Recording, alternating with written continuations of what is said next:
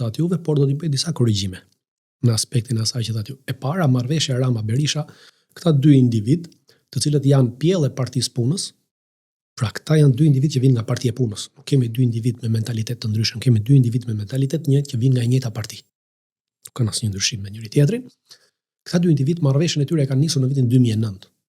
Marrëveshje për ndryshimet kushtetuese. Edhe që atëherë këta janë marrë vesh dhe vazhdojnë të merren vesh. Nuk ka asgjë që ndodh në këtë vend në aspektin politik dhe ekonomik të këtij vendi pa u marrë vesh ata dy. Për sa i përket dërgimit në SPAK, dërgimi në SPAK nuk bëhet për të mbajtur Berishën nën kontroll. Jo, sepse ata kanë marrëveshje.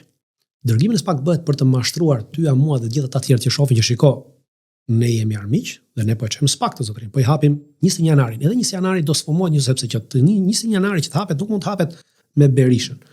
Që për të hapur 21 janarin, nëse duhen të jenë serioz, duhet ta hapin me kryeprokurore Nina Rama, sepse ajo e ka mbyllur 21 janarin. Ajo ka futur duart në dosjet 21 janarit. Ajo ka hequr prova nga dosja 21 janarit.